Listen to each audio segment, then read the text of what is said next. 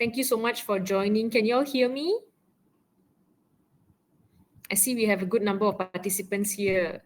Hi, Nur Hanisa. Hi, Kerosmi. I have a lot of people who have answered me. Thank you very much for joining. Thank you for your time. We'll have a thank you so much for saying you can hear me. Okay, that's good. So we'll have an interesting session today talking about diet myths. I'm glad to see a lot of you are here to learn and to understand about this better. Are you all working from home or working from office today? Glad being here. Thank you. I'm glad to be here to office. Okay, so quite a number of them are working from office. All right. Work from office. Okay.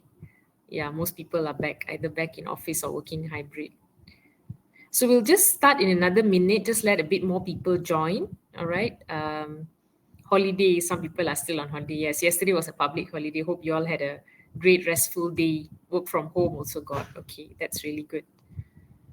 Okay, it's 11:02, so we won't waste any more time. We'll start first. So, good morning, everyone. The title of my session today is Fact or Fiction, Debunking Diet Myths. All right, my name is Sharon. I'm a dietitian.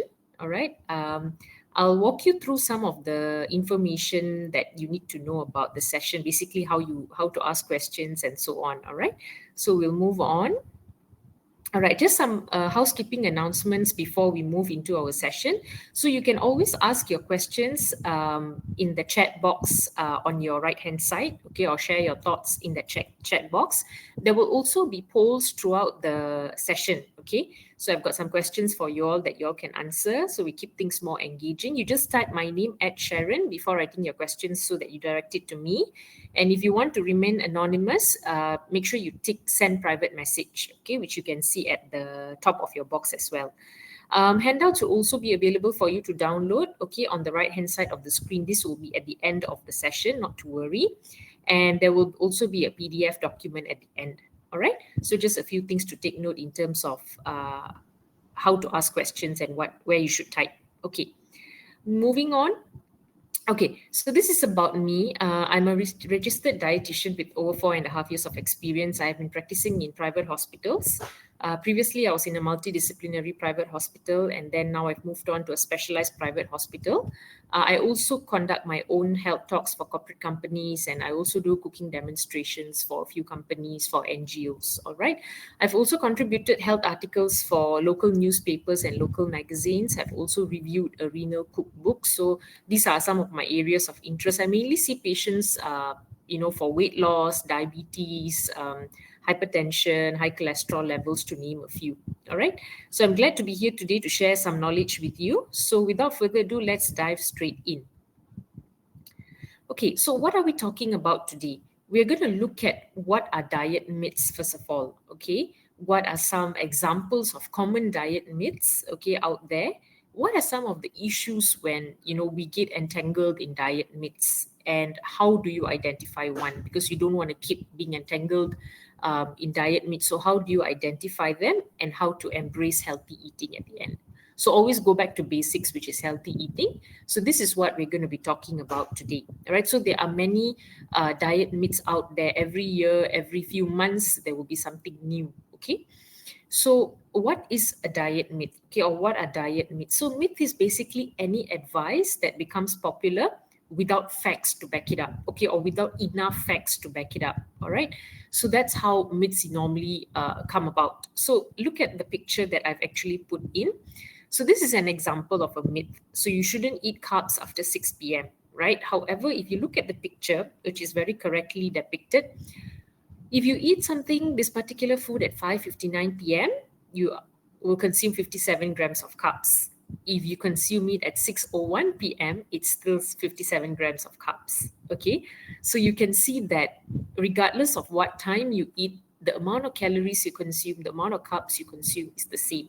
Okay, so it basically comes down to what we say overall eating patterns, okay, meal timings, in the sense that not too close, not too far, rather than, don't eat after 6 p.m., for example. Okay, all right.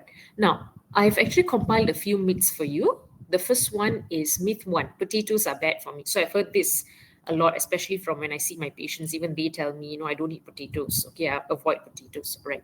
So that's a myth. Okay, potatoes are not bad for you. In fact, the truth is potatoes are rich in vitamin C, potassium, fiber, and other nutrients, especially when you have the skin on. All right. So we're talking here about fresh potatoes, not French fries and stuff, which of course those are processed. So if you look at some of the benefits of potatoes, it may actually help you with gut health, okay, because it feeds on the good bacteria in your gut. It also helps with blood pressure. You may be wondering how. It's due to the potassium that is contained in potatoes, okay, which is a key mineral in regulating your blood pressure, okay. The last one, it actually may also help you feel full longer because when you boil potatoes, you actually create slowly digestible and resistant starch, which actually delays carbohydrate absorption. All right, so it's not all that bad. Of course, if let's say we are looking in the context of unable to hear, can you all hear me? I got a comment here which says they can't hear me. Can you hear me? Can hear. Okay, thank you very much. All right. Yeah, so continuing back again, thank you very much for letting me know I can be heard.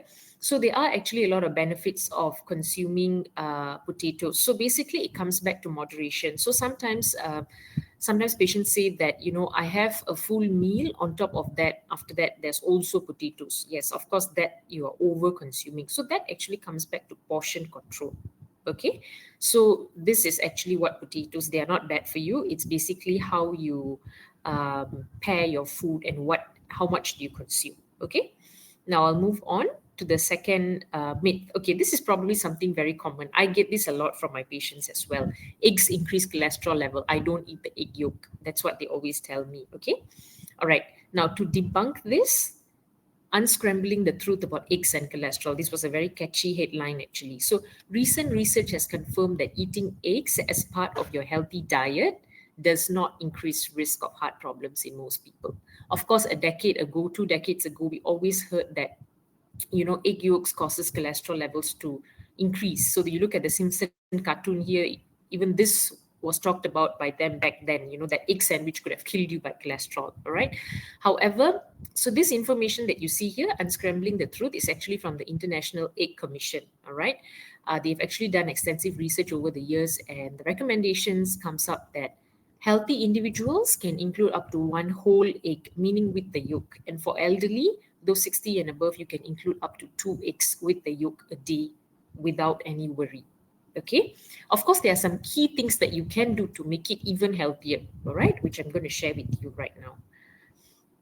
Okay, the key message is eat your eggs with heart healthy foods. That helps. What do we mean by heart healthy foods? Your fruits, your vegetables, your whole grains, okay? Your other types of protein like fish, all right? Pair them with heart healthy foods. So if you look at the message from the Egg Nutrition Center, bottom line is regardless what diet you follow, whether it's a plant-based, a lacto-ovo, a low-carb, eggs are actually a perfect complement as they provide you with high quality proteins and unique nutrients. And egg actually, if you look at it, it's very versatile. You can cook it in many different ways, okay? And each person has their own preference, right? So you can always cook it the way you want. And it's a protein that is also relatively cheap compared to the other protein sources, okay? And it's high quality protein, okay? So hopefully that has cleared the air about yolks, eating eggs and cholesterol. Now, the next key point would be pairing them right. Okay. So, of course, we don't want to pair your eggs with processed meat. That definitely would increase the processed meat itself, would increase your cholesterol levels, all right, the bad cholesterol levels. You want to pair it with heart healthy foods, as I mentioned earlier. So, you can see the picture on your right. Pair them with fruits and vegetables instead. Okay. That will give you all the other phytonutrients, vitamins and minerals as compared to pairing them with processed meat. Okay. All right. So let's move on. So don't be afraid to eat your eggs after this. Now, the next myth, I get this a lot from my patients as well. People with diabetes should avoid fruits. Normally, as I go along consulting them, they would actually tell me, I don't eat mangoes, I don't eat bananas because they are very sweet. Or they would ask me, tell me what fruits I shouldn't eat. Okay. So this is a myth that I debunk almost every other day in my practice. Okay, so now the truth is that you can eat fruits. People with diabetes can eat fruits. The bottom line is how many servings that should be taken is what you need to know. Okay, because all fruits contain fructose, which is a naturally occurring sugar in fruits. Okay, however, these fruits also contain dietary fiber, vitamins, minerals, and antioxidants. Basically, all the good stuff for you. Okay, so the key point being 2 servings per day. That is the recommended serving. As long as you don't go beyond this, you're good. All right, you can mix and match. The more colorful, the better. Because why we encourage the more colorful, the better? Because different colored fruits and vegetables, sorry, we're talking about fruits here, different colored fruits actually give you different set of antioxidants, vitamins, and minerals. So for example, what you would find in, let's say, a red color fruit, you will not find in an orange color fruit. Or what you find in a purple color fruit, you would not find in a green colored fruit. Okay, so always try to aim for variety. You can go for seasonal fruits. Normally that's cheaper to buy as well. Okay, so go for seasonal fruits. Our local fruits, they have got plenty of all the required vitamins as well. Okay, good question. I see there. How much is 2 servings? That's what I'm going to tell you in the next slide. Okay. Okay, so this is the picture for 1 serving. So 2 means you can mix and match anything here as long as you don't exceed 2 servings. So one medium orange is 1 serving, one medium apple is considered 1 serving, all right? One star fruit, half of a small mango, 8 pieces of grapes. Okay, when we talk about fruits that are sliced, so 1 sliced papaya, 1 sliced pineapple, 1 slice of watermelon. This is about 250 grams, the watermelon, in case you're wondering. Okay, all right. And I've got another list as well. Okay, so 1 medium banana like Rastali, Berangan, that one is considered 1 medium. Is those that you buy in the supermarket that is bigger, that's considered 2 already.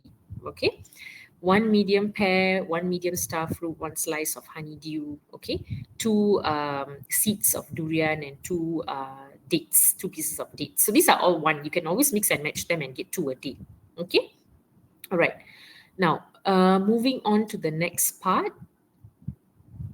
The next myth: detox water burns fat. Okay, this is also something that, year in, year out, every time the new year comes, we would normally see things like that. Okay, so this detox water has been around for a long time.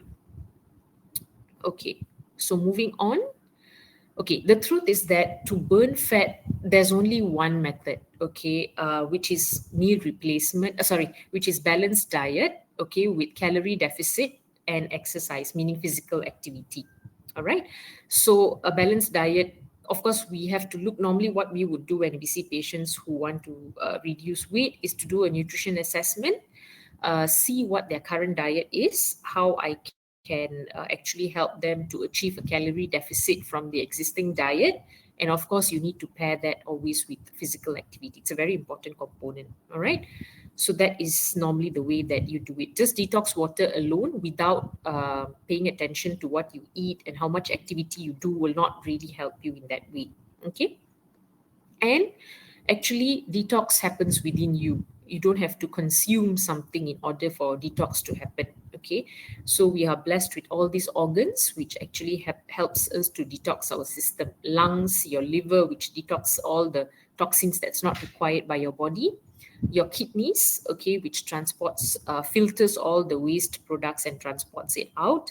Your colon, whatever undigested food is actually passes through the colon, goes to the rectum, and then is expelled through your anus. Skin, when we sweat, okay, that's removing toxins, and lymphatic system as well. Okay, so this is actually, we are naturally gifted with our detox organs.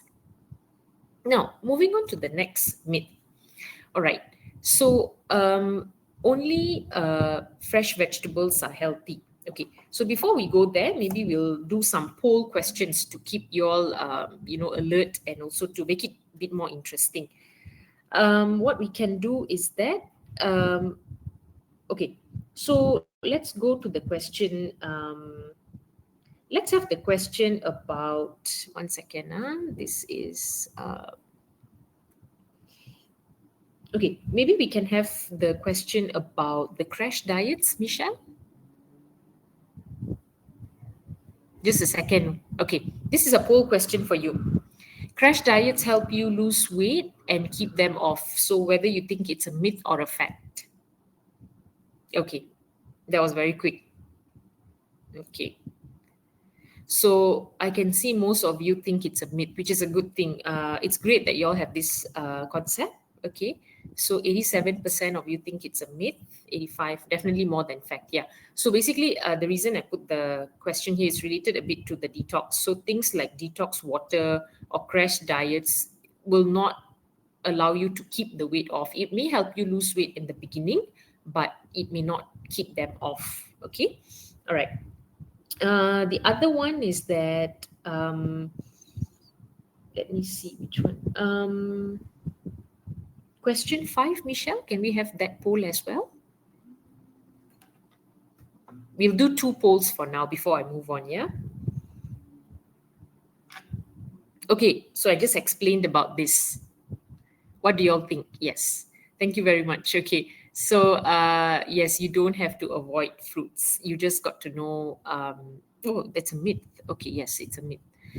So you don't have to avoid fruits. You only need to know what is the recommended portion. Okay. So it's good that you all have got that right. The other one would be question 5, Michelle.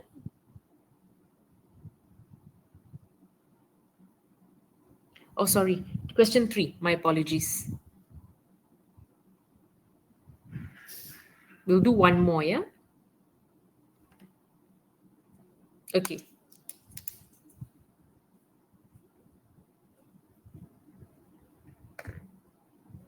Yes, it's a myth. Thank you.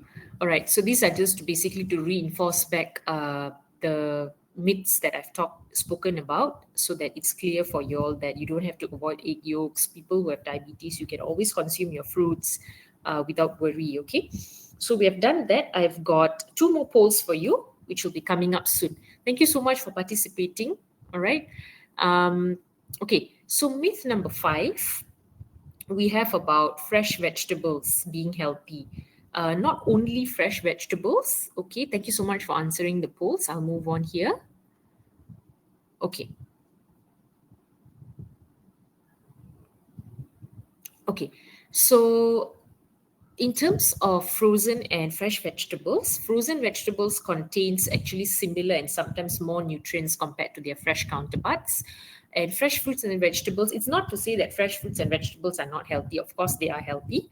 However, what difference between the two is that fresh fruits and vegetables have a longer interval time between the time it is picked, okay, in the farm or in the place where it's planted till the time you eat them. Okay, so it's first picked and then it's sold to another middle person, and then as a end user you buy it and then you consume. Whereas for frozen vegetables, the moment it is picked, okay, it is immediately frozen and packed, so the interval time is shorter, which is why sometimes some studies have shown that they have similar or sometimes more nutrients compared to their fresh counterparts. Okay, of course, those of you who prefer fresh vegetables, it's not a problem at all. However, sometimes for some people, buying frozen vegetables are actually convenient. Okay, they don't have to buy so many types and also less preparation time. Okay, so looking at the why you should consider frozen vegetables. Basically, the benefits of consuming frozen vegetables. Okay, so number 1, it's convenient, less preparation time required to cook. All right, so normally when you buy packs of frozen vegetables, there is, saw earlier, there was broccoli, there was cauliflower, there was beans and carrot. So normally you don't have to buy so many types. In one pack you have a few types already. Okay, so that's number 1, and normally you cook them. So that is why it's convenient, especially for people who are busy. After a long day at work, you still want to prepare a healthy meal for your family. Okay, that's something you can consider. So don't worry about the nutrients; it's still very much intact. Number 2, it can be also cheaper. So sometimes if you look like a big pack can actually cost lesser than buying a few types of vegetables sometimes. Okay, also depends on for how many people you're cooking, that also determines in terms of the cost. All right. And variety, as I mentioned earlier, in one pack normally there's a few types of vegetables, so you get that variety that you want, because like as I mentioned earlier, similar with fruits, the more colorful your vegetables are, the better, because it gives you the different vitamins and minerals that is required for the body. Okay, so something that you can consider when you're preparing your daily food, like how we buy the mixed vegetables to put in our fried rice, for example. So things like that that you can do and still ensure you get your veggies in. Okay, now let's move on. Okay, I've shared with you five myths that are pretty common that I've heard, from my patients, and I also understand you all have posted some of the myths as well when this webinar was actually informed to you all on social media. So, calorie deficit wise, I've addressed it in one of the slides earlier. So, calorie deficit, as I mentioned, if you're looking to lose weight, for example, lose body fat, you need calorie deficit. Of course, that comes from an assessment by a dietitian from your current diet, and then we will help you to work on what is the suitable calorie deficit for you. Okay. I also have got some question asked about intermittent fasting. So, intermittent fasting is something that a lot of people have started doing as well. A lot of patients have also told me that. So, in terms of intermittent fasting, it really depends on how you do it. The most common one that people practice is actually the 16 and 8 concept, where they actually fast for 16 hours and then eat. Their eating window is for 8 hours. All right. So some of them, what they would do, they would have their dinner, for example, at 6 p.m.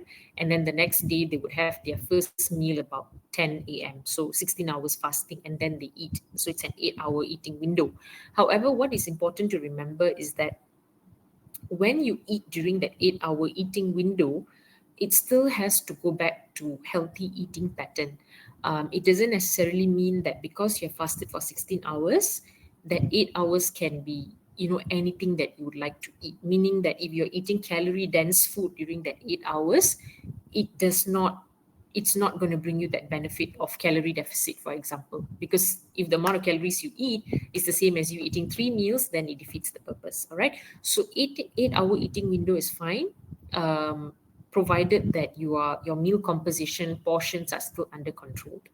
Another thing to remember, normally patients who don't have any gastric issues, it's okay, because sometimes I've seen patients who, when they have gastric issues, intermittent fasting may not be so suitable, because in the morning, then if you don't eat and you eat late, gastric issues tends to flare up. Okay, so maybe just be mindful and try and see whether it's suitable for you. Otherwise, there are always other methods to control weight, if let's say that's the main concern. Okay. Eating before 6 p.m. And also weight management. So, in terms of eating before 6 p.m., as I mentioned earlier, there isn't a specific time that you need to eat if you want to lose weight. Like you must have dinner by 6 p.m. It's not exactly that way. You can have dinner at, let's say, 7, 7:30, 8. Of course, we advise and eating, having your last meal at least 3 hours before you go to bed, so your body has enough time to digest your food. It's not uncomfortable for you when you sleep. You don't have reflux and things like that. Also, you have, when you eat earlier, your blood sugars are better controlled the next morning. This is mostly for people with diabetes, mostly that I've seen. Okay, but it doesn't mean that if you eat by 6, it's really going to help with your weight. If you eat by 6, but you eat things that are very calorie dense, okay, it's not going to help you either. Okay, so basically, when we talk about weight, which I assume what you all are mostly concerned about from what I've received here, it's about portion control, cooking method, also in between if there are any snacks. So total, like I said, it's looking at your total meal in the whole day and also in the week, your dietary pattern as a whole. Okay, so that is the input I can give you about eating before 6 p.m. One meal a day. I've had patients who ask me this as well. So they don't eat. They told me that, okay, I don't eat breakfast. I eat a big lunch, and then I don't eat dinner. The thing is that how much can you consume in one meal? Because our body requires different levels of nutrients, for example, vegetables, fruits, proteins, grains in a day. So, in order for you to achieve that requirement, it's unlikely that you can do that in one meal. And also, in long term, overloading the amount of calories in one meal isn't really beneficial for you, it may tend to spike your blood sugars as well, especially if your meal combination is not right. So I would suggest that eat your meals as per 3 meals a day with proper gaps in between your main meals, and sort it out that way instead of one meal a day. Okay. All right. So moving on to the problem with these myths. Okay. So the issue with myths, why is it that we don't want people to, fall for these myths? Okay. We'll move on to the next slide. Okay. Number one, the issue is that it tends to eliminate food groups. So what happens is that when you follow certain diet myths, it tells you to avoid certain food groups. For example, in this picture here, you see this guy is actually saying no to rice and potatoes. So a lot of patients sometimes end up telling me that I don't eat carbs, okay, for example. However, as we all know, our body requires a minimum amount of carbohydrates to perform certain functions for your body. For example, even your brain runs on glucose.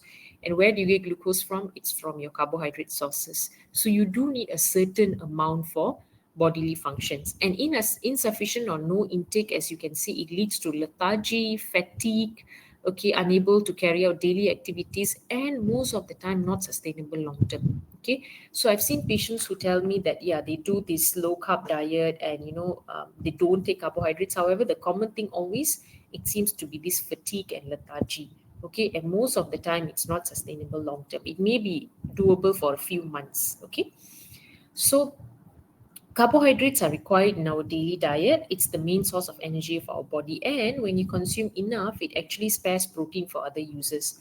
Because what happens normally when you don't consume enough carbs, the body starts breaking down your protein to supply energy.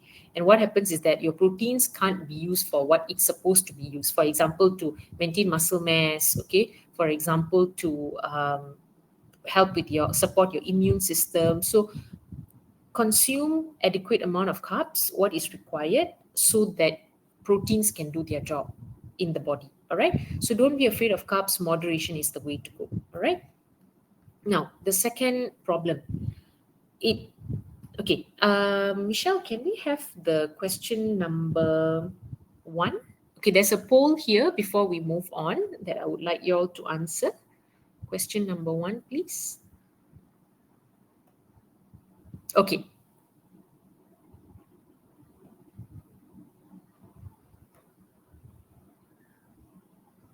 Okay, so 90% of you have heard of a diet advice that sounded too good to be true. Does anyone want to share with me what was some of the diet advice that you heard of? I would just be curious to know what is it that you all have heard of before. Anyone wants to share before I move on?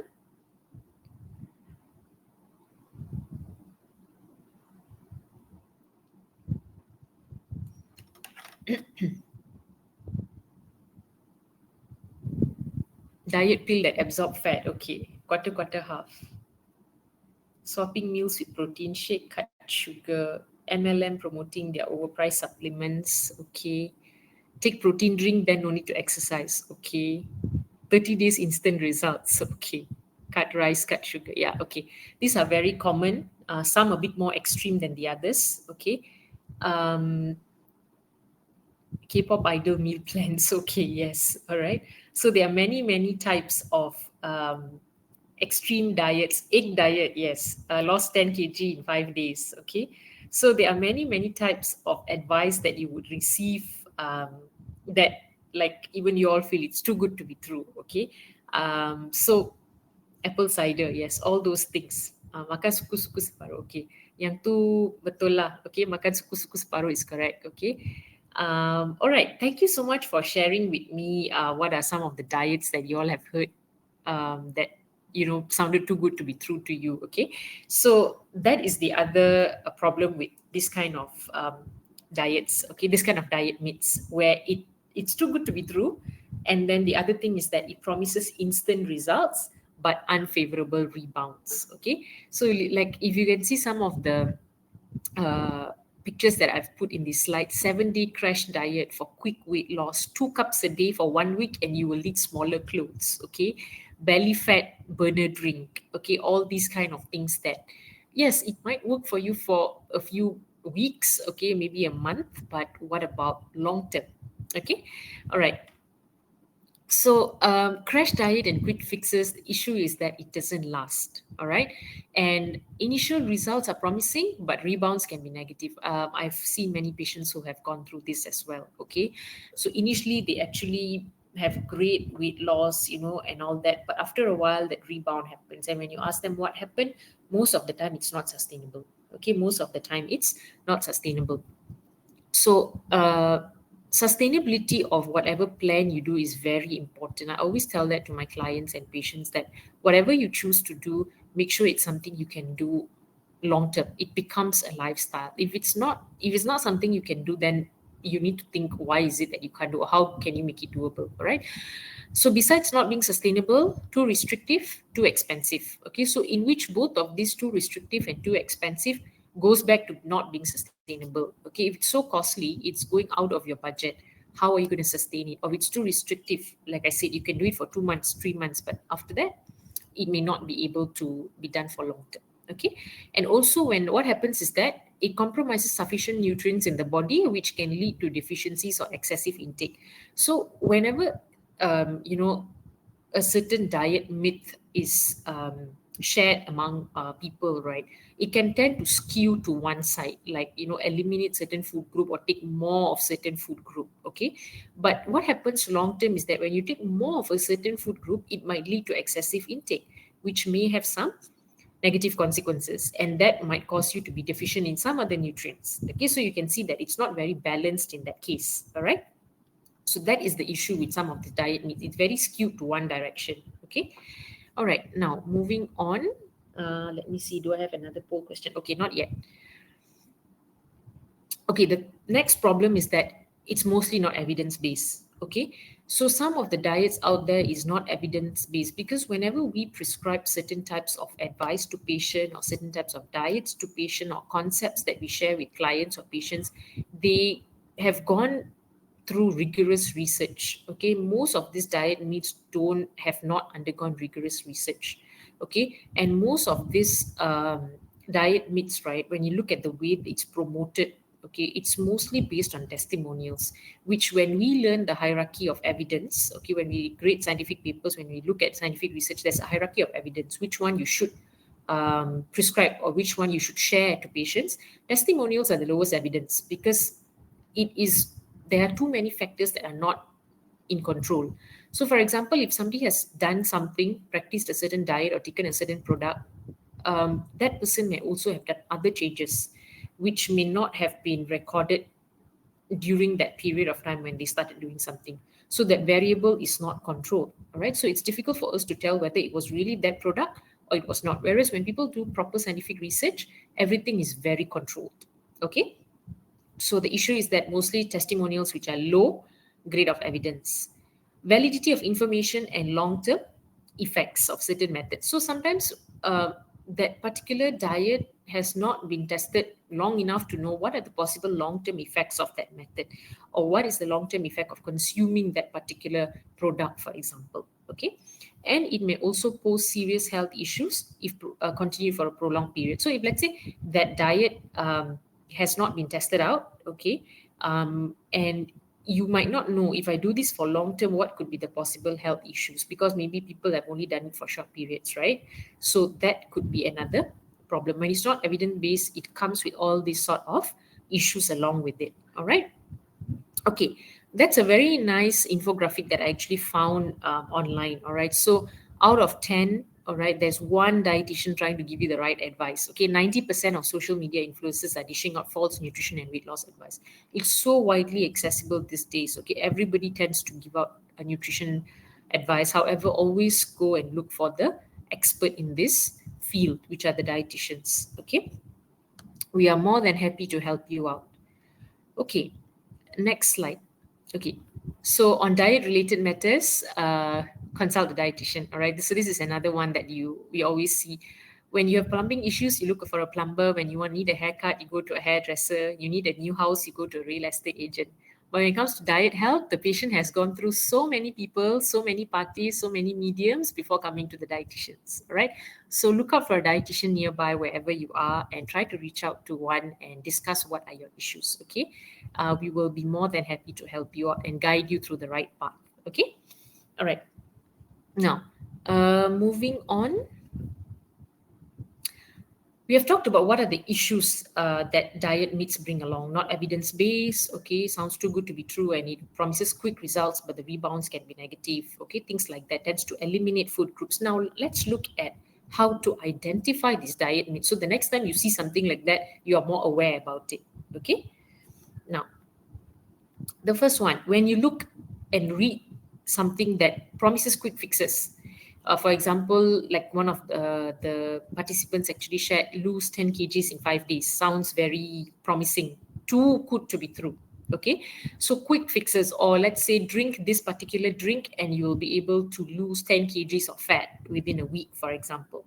So things that when you read, it promises quick fixes, most of the time it's a myth, because there is no miracle that will happen over a short period of time. Okay. So it's all about small and gradual changes to your lifestyle. That is what that's going to give you your desired results. Okay. Number two, too good to be true. So if let's say, like what I said, drink this particular thing, it will resolve this problem. Okay, drink this particular thing, you will lose weight. Eating chocolates every day helps with weight loss. Something that you know too good to be true. Okay, so that you should be a bit weary about. Okay, what is this all about? So check with your dietitian, or go to a doctor, get a referral to a dietitian, for example. Okay. The next one, advice that are not backed up by reliable sources and organizations. So, for example, if you were to read something and you can't seem to find where this source is coming from, it's probably just somebody telling you that somebody else told them, not coming from, let's say, you see not reliable websites, no reliable associations related to that statement, then it's something for you to be a bit curious about whether it is true or not. Okay, so the general rule of thumb that I've put here, you look at websites mostly that ends with .gov or .org. Those are more reliable information, okay, compared to .net or .com. Of course, there are people who write blogs these days, healthcare professionals who write blogs. So just make sure that person is credentialed in what they are writing. Okay, just be careful about that. Based on a single study. Okay, so let's say you read something and the only study that is backing it up is one study. Okay, that's a little bit, something for you to decide whether you want to do it or not. Because normally, if you want to prescribe or give any nutrition recommendations, it comes from multiple studies and years of research. Okay, so in order for us to actually make certain recommendations, we need proper evidence, proper data that has been researched over the years. If only one study has been conducted, it's not enough to justify completely changing something in your lifestyle or eating habits that would guarantee you certain results. Okay, so the four things to identify. Okay, let's just go back. So number one is promises quick fixes, sounds too good to be true, advice that are not backed up by reliable sources, and it's based on a single study. These are some of the things for you to look out for. Okay. Now, let me see, where does my next poll come in? Okay, not yet. All right. In terms of going back to basics, like I spoke to you about, we see so many diet myths. There's so much information out there. The moment you Google something, it you are dished out with a lot of information, and it can be very confusing. My advice is always go back to basics. Okay, the basics of healthy eating. And what is that? Okay, basic principles, very simple: balance, moderation, variety. Okay, so what does it mean? What do I mean by these words? Balance, you eat food from all food groups daily, meaning that you don't avoid certain food groups. Okay, you consume all the food groups: your protein, your grains, your fruits, your vegetables. Okay, moderation, eat in moderate portions. Use the healthy plate model as a guide. I'll talk about this plate in a short while. And this plate, it's a very useful tool for you to actually portion out your food groups in an effective way. Very practical tool. Number three, it is a variety. So always include a variety of food throughout the day. So for example, if let's say you're consuming vegetables, try to always go for different types of vegetables. Or if it's fruits, try to go for, as colorful as possible. Different days, try different fruits. Okay. So the key principle says balance, moderation, variety. Now, let's move on. Okay. This is the healthy plate concept that I was talking about. So this is actually the suku-suku separuh that some of you put in the chat box just now. Okay, so the first quarter of your plate should be your grains. Okay, you see the word rice, noodle, bread, cereals, cereal product, and tubers. So we try to always encourage people to fill that quarter of their plate with whole grains. Okay, preferably whole grains. Why? Because it has higher fiber. Okay, so that helps with satiety. So first quarter, your grains. Second quarter, above it, you see the picture of the fish, poultry, meat, and legumes. All right. So we always encourage lean protein. That means remove the skin and the fat from whatever protein sources that you're taking. The other half of the plate, normally I always tell my patients, non-starchy vegetables. Okay, so starchy is basically your tubers that you saw in the first quadrant here. So these are the non-starchy vegetables, and then one fruit. That's how you try to get all the food groups in, and also you kind of get the ratio on your plate. So you're able to imagine, okay, quarter portion of grains, quarter portion of poultry or protein, and half of your vegetables. I'll go into details of this right now, okay? So you get a better idea. Okay, so this is the example. So your grains should be, as a general rule of thumb, okay, this is normally for healthy populations. Of course, if you have any medical condition, we have to cater according to your situation, right? One fist size of grains is the general rule of thumb. This is per meal, by the way, okay? So let me give you another example. Okay, this is how a fist size of rice, or, a fist size of potato would look like, to give you an idea how much it would look like on your plate.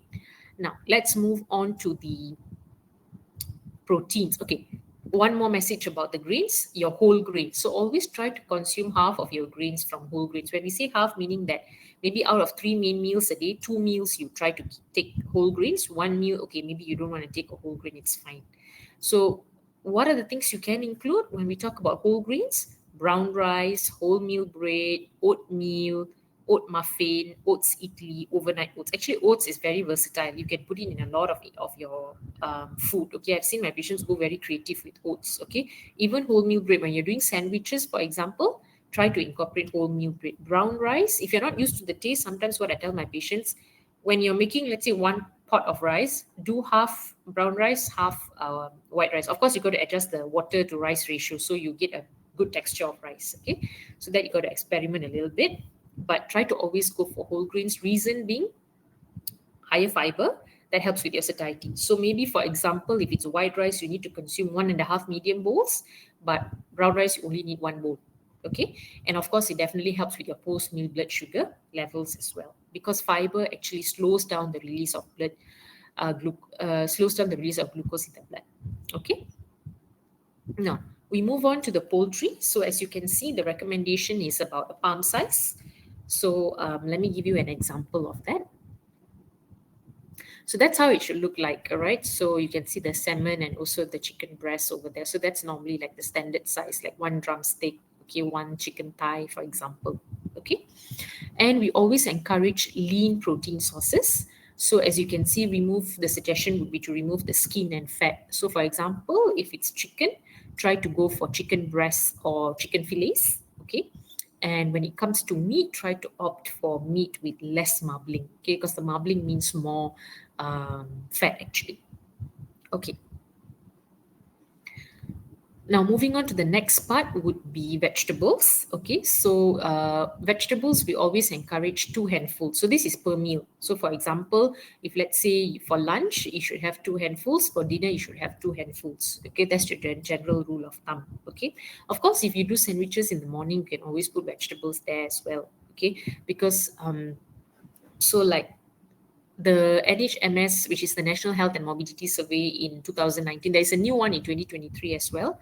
The one in 2019 showed that most Malaysians don't consume enough fruits and vegetables in their diet. So always try to aim for more vegetables and fruits whenever possible. Maybe you can put it whenever you're doing, like, simple things like fried rice, put more vegetables, or in your omelette, you can put more vegetables, things like that. Little ways actually add up. Okay. The next one would be an example. Okay, so this is how 2 handfuls of vegetables would look like.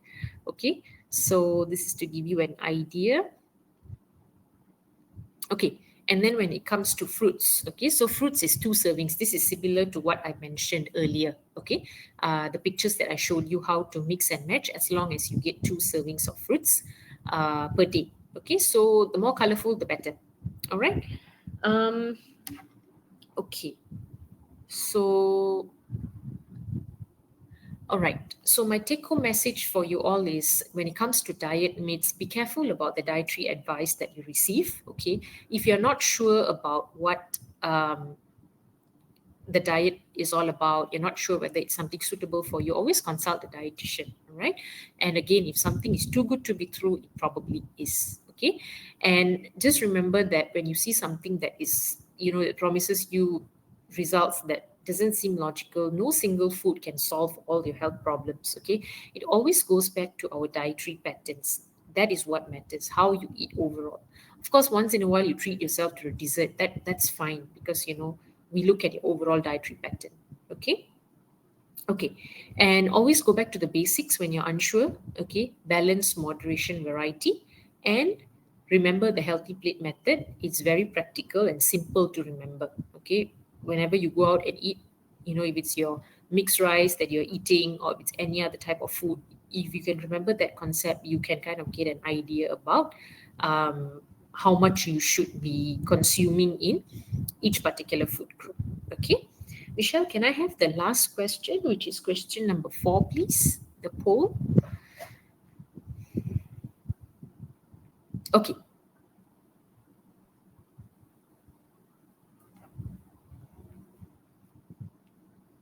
Okay. If you're in a weight loss journey, fast food should be avoided at all cost. Okay. Very interesting. So I've got, okay, most of you think it's a fact. Okay. This is a very interesting. All right. So I do see that most of you think it's a fact. All right. So in terms of weight loss, right? Because weight loss is a journey, something that you will be doing it for a few months. And sometimes I've had patients who crave, they feel like having, for example, fast food. They have not had it in so long. Actually, a healthy weight loss, all right, it's fine if, let's say, once in 2 months you really want to have that particular burger or that fried chicken, it's fine, because the other 90% of the time you are doing great. So that one particular burger will not ruin your entire weight loss journey. Okay. So always consult a dietitian, because they'll be able to guide you through all these uncertainties that you have. We are not encouraging fast food, of course. That's not the intention of this question, but it's to give you an idea that we also look at overall dietary pattern and how to have a healthy relationship with food. Okay. So that you don't label foods as good or bad. All right. It can be incorporated as long as you know how to do it. Okay. So the answer is actually it's a myth. It can be done. The frequency, the portion size are the things that will then be discussed further with the dietitian. Okay, so with that, I conclude my talk. Thank you very much for your time, and thank you for listening and for being very active in answering the chat and also the polls. Now, moving on. Okay, support and resources. So the slides will be available for you to download, not to worry. Just to give an announcement about this challenge. It's a very interesting challenge. Eat, snap, and win. Okay. So the due date is almost here. It's next week, 31st May. Okay. So don't forget to join this challenge. Okay. They have some very interesting prizes here. All you got to do is scan the QR code to register. Okay. And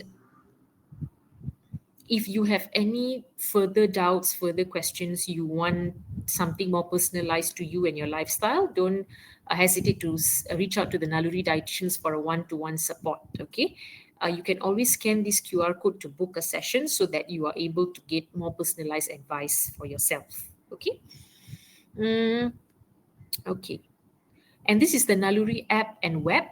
Feel free to download the app and also explore the website. There's some very interesting features in their website and their app. Okay, you can even get to chat with the dietitian on the app. Okay, you can explore, see what they have on the app. Okay, you may find some interesting things there. Okay, all right.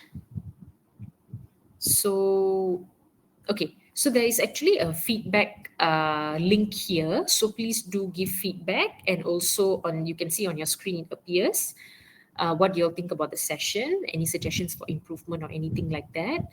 And also the slides are available for you to download in the form of PDF. Okay, so feel free to do that. And as you do that, I will go through the questions that you all have posed. Okay, one second.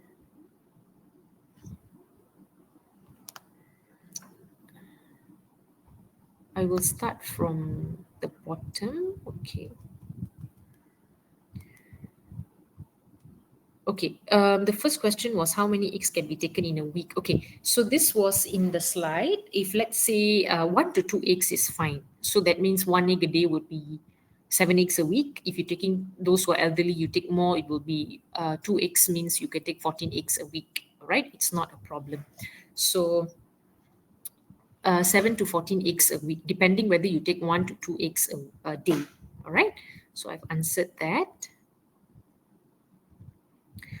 Now, one serving is how many grams? Okay, I'm not sure this is regarding what food group specifically. So sorry about that because it was not stated. How much? Okay, if you're talking about the fruit, how much is 2 servings? It's in the slide. You can refer to that as well. Okay, so you can refer to the slide. The pictures are there for the fruits. What about dragon fruits? What is considered? Okay, dragon fruit, normally one medium dragon fruit, half of it is considered 1 serving. Okay, thank you for asking. So it's half of it is considered 1 serving. Okay. Okay. Keto diet, intermittent fasting. Okay, I have spoken about intermittent fasting. Keto diet, well, we all know normally it encourages a very high amount of fat and protein. How to follow? Okay, this one you would need to engage in the one-to-one for you to be catered to you. Okay, we don't really encourage keto diet, honestly. I normally don't encourage my patients. Reason being, it's not sustainable long term. It's possible for you to do for the first few months, but long term, it's not so sustainable. All right.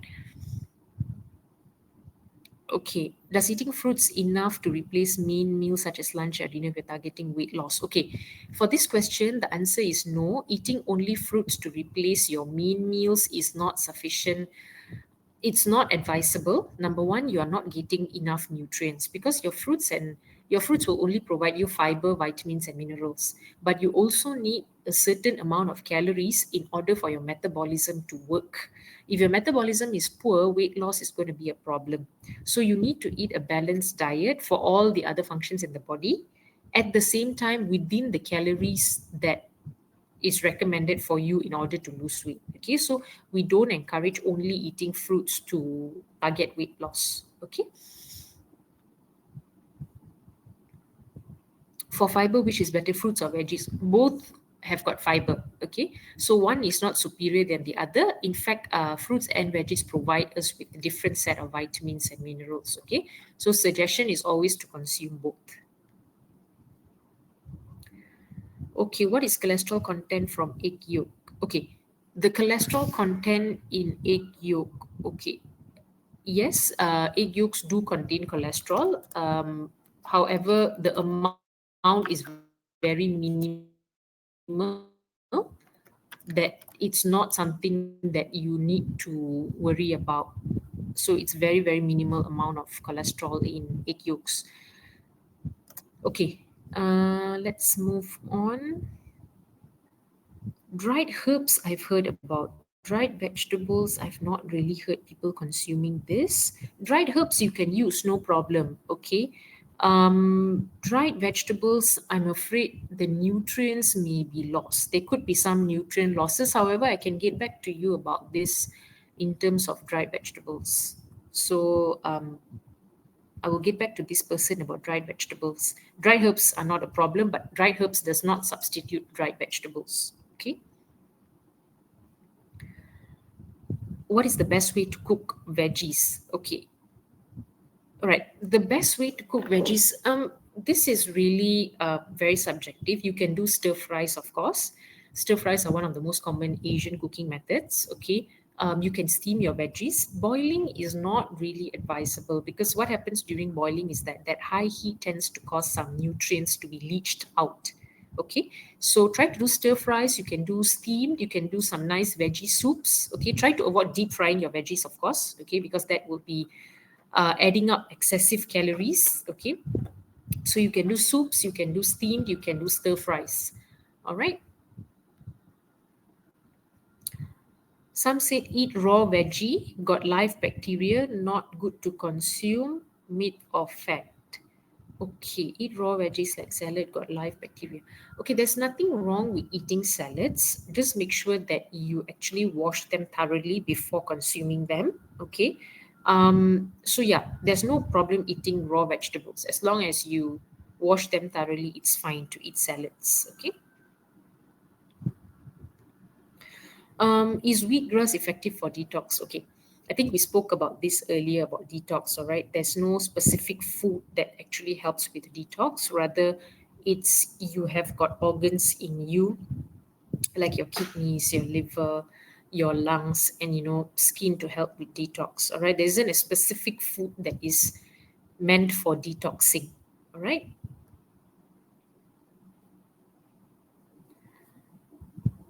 Okay.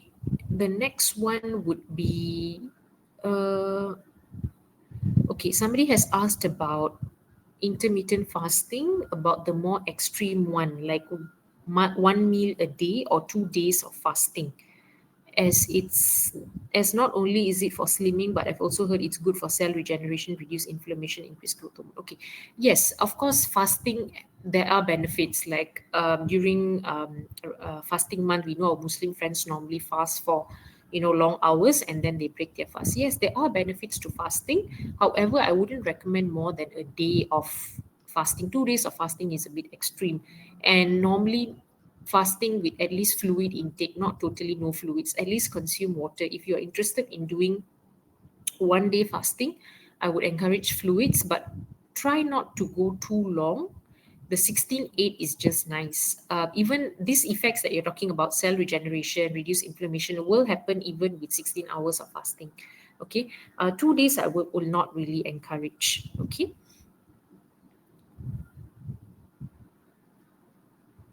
Okay. Intermittent fasting can burn fat. Is it a myth or a fact? The method itself will not necessarily burn fat. Okay, it also depends on your meal composition during that 8-hour eating window. Okay, whether what you're consuming, it depends also on your physical activity level. Okay, so there are a lot of factors to determine whether intermittent fasting on its own can burn fat or not. Okay, so if you would like to know whether it does, it's good to get an assessment with the dietitians and then go for body composition assessment, where there are body composition machines available these days for you to see percentage muscle mass, body fat. Okay. All right.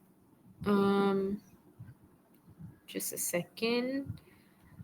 For physically active person that is preparing for a competition or tournament, say example, those who work out 5 to 6 times a week with some double workout session, around 3 to 4, what kind of diet? Okay, this is so sorry to this person. This is a very, very I would need to do an assessment with you. I can't just tell you offhand what kind of diet is suitable for you. Okay, so reach out to the Naluri dietitians if you're interested, so that you know they'll be able to cater to what is required for you. For your situation. Okay. Is brown rice a good substitute for white rice for diabetics? Yes, it is a good substitute. However, it still comes down to portion control. So it doesn't mean that if, let's say, we consume brown rice, you can eat as much as you want. Okay, it doesn't work that way, but of course it's more beneficial because it contains higher amount of fiber. So it actually helps with lowering the spikes of blood sugar, especially after a meal. All right, so yes, it's a good substitute. However, portion control is still key. um okay, the portion of carbs and proteins per day, the general one is as mentioned in the suku separo. So your carbs are a fist size for each meal, your protein is a palm size for each meal. However, if you would like something more personalized to you, an assessment would be more advisable. The general rule of thumb would be a fist size for your carbs and a palm size for your proteins. Okay. What other questions do I have? Okay, what is chia seeds considered as? Okay, chia seeds is actually a source of good fats. Okay, it has good fats in it, so that is where it falls under. It contains some omega-3 in it as well. When I don't consume enough protein like chicken or meat in a day, would it be okay to consume protein powder regularly? Of course, we will always encourage food first approach. So whenever you're trying to meet your protein requirements, the method is always try to get it from your food, okay? Because when you consume food, you will get other nutrients that come along with it. If you consume protein powder, you're getting solely the protein only, okay? It's okay if you really cannot find means to consume from food. Let's say there's restriction, then it's fine. But also be sure to check how much of protein powder you're consuming, whether is it excessive or is it within the recommended amount for your weight and things like that. The more intricate details, okay?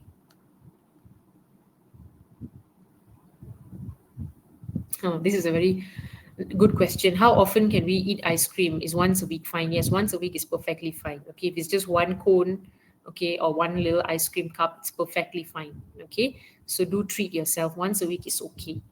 Good relationship with food is important. Okay, so basically everything in moderation is fine. Okay.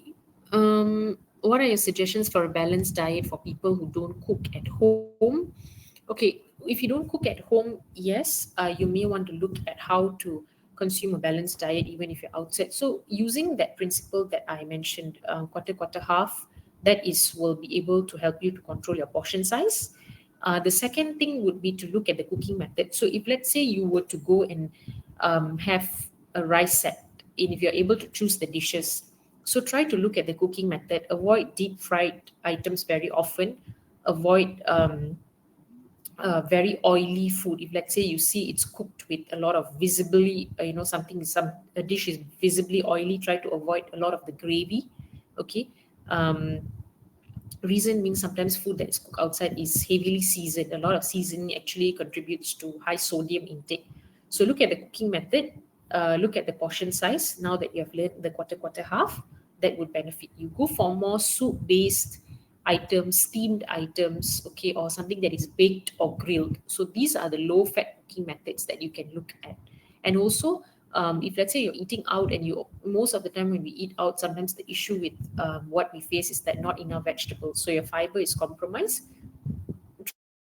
Try to ensure that you actually get your vegetable serving, either you order an extra salad or things like that. Okay. Okay. Is normal cow's milk healthier or oat milk or almond milk? Okay. Cow's milk is fine, oat milk is fine, almond milk. Actually, all the milks are fine. It really depends on your condition. So if let's say you have got lactose intolerance or you can't take lactose, then yes, plant-based milk would be better for you. Okay, because it wouldn't cause so much of health issues.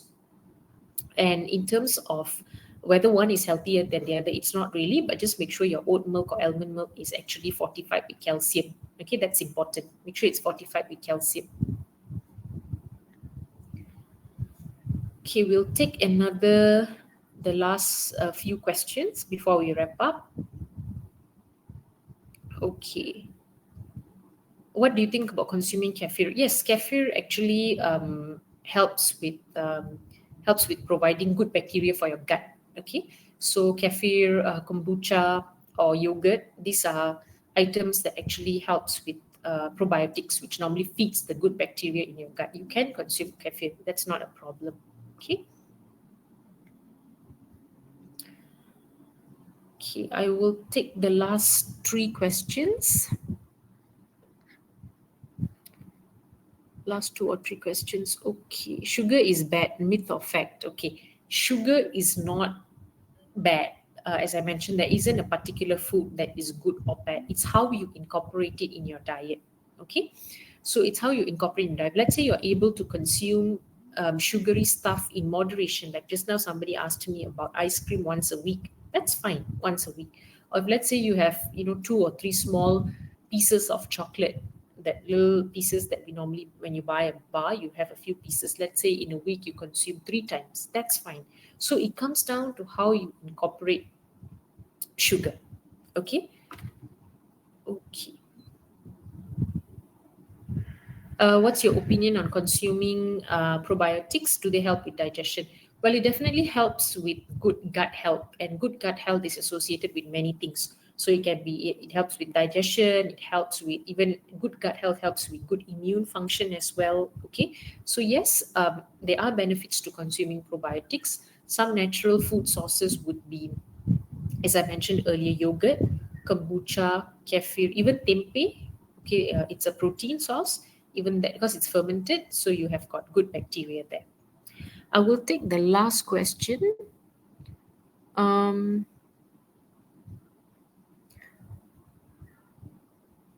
Okay, this is a very interesting question.